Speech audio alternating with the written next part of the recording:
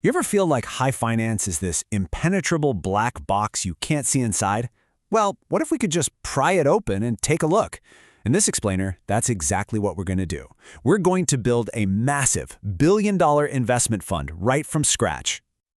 All right, so where do you even start? How does an idea become this financial giant, a powerhouse that can literally move markets? That's the journey we're about to take, step by step. So here's our game plan. We'll kick things off with the absolute bedrock of it all, the SPV. From there, we'll figure out the right legal wrapper for our fund.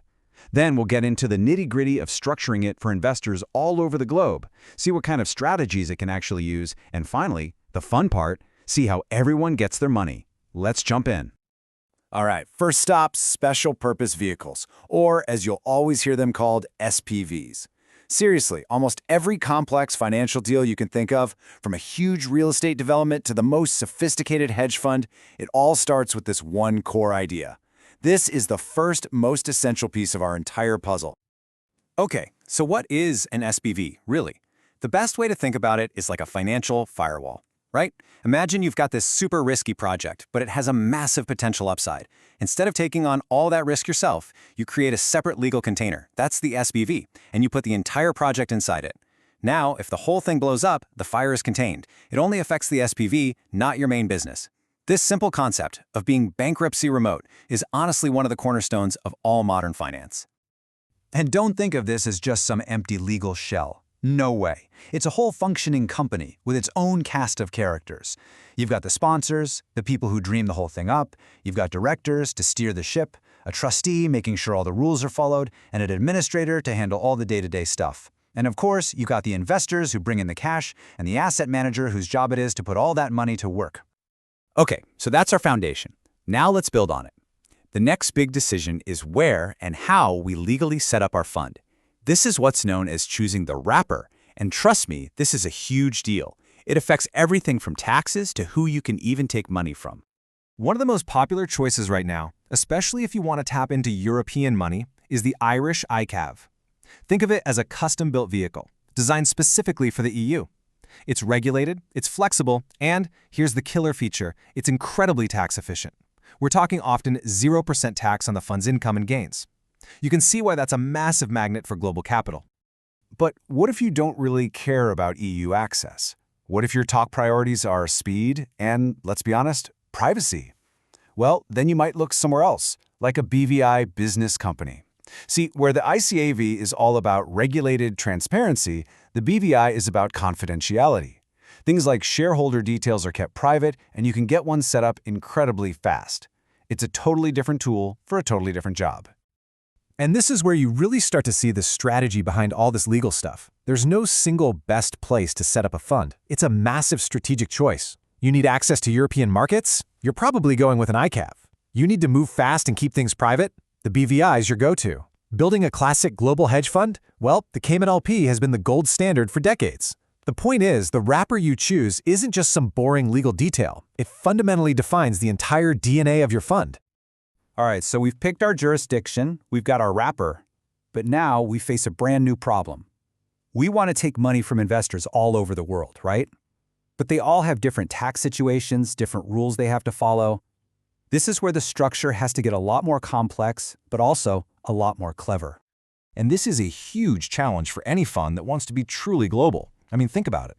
A US pension fund plays by a completely different set of tax rules than, say, a wealthy family in Europe. A smaller investor can't write the same massive check as a sovereign wealth fund. So how on earth do you build one single fund that can be a home for all of them?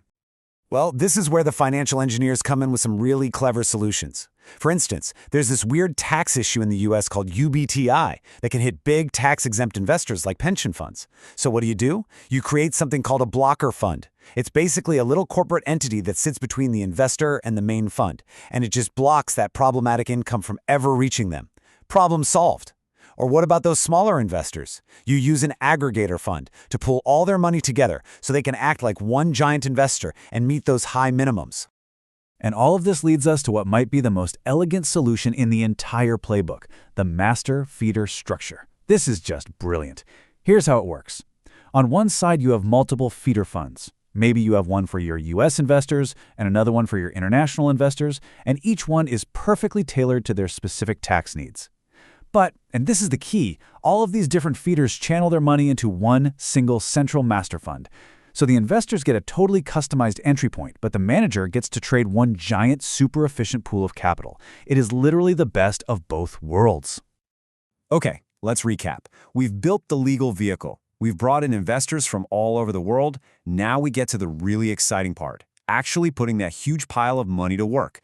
A fund is really defined by its strategy. And believe me, there are a ton of different ways a manager can play the game. So, what's the plan? For a lot of the really big funds, the answer is don't have just one plan. A multi-strategy fund is exactly what it sounds like. It's designed to be an all-weather machine. Instead of making one giant bet on, say, stocks going up, it runs a whole bunch of different strategies at the same time. The goal isn't to hit a spectacular home run. It's to grind out steady, consistent returns no matter what the market is throwing at you. And then you have pretty much the polar opposite approach, distressed opportunities. This is the high-stakes world of corporate turnarounds. The fund basically acts like a paramedic for companies, looking for businesses that are in really deep trouble and then buying up their debt for pennies on the dollar. It is a massive gamble. You're betting you can either save the company or that its assets are worth way more than the market thinks. But if you're right, the returns can be absolutely astronomical. But, you know, not every investor is looking for explosive growth. What if they just want a steady paycheck? Well, that's the entire reason an income fund exists. The manager's only job is to hunt for assets that spin off reliable cash flow. We're talking things like solid dividend-paying stocks and corporate bonds. If you're a retiree, for example, this kind of predictable income stream is exactly what you're looking for. And finally, there's a totally different way to think about managing the money itself, which you see a lot in private equity. It's called a drawdown fund. Here's the deal. Investors commit a big chunk of capital, but the manager doesn't take it all on day one. They only draw down or call for the cash when they've actually found a specific deal to invest in. Why do they do this? To avoid something called cash drag, which is the problem of having millions or even billions of dollars just sitting in a bank account earning next to nothing. It's basically a just-in-time delivery system for capital. Okay, we've built the fund, we've raised the money, we've put it to work with a killer strategy.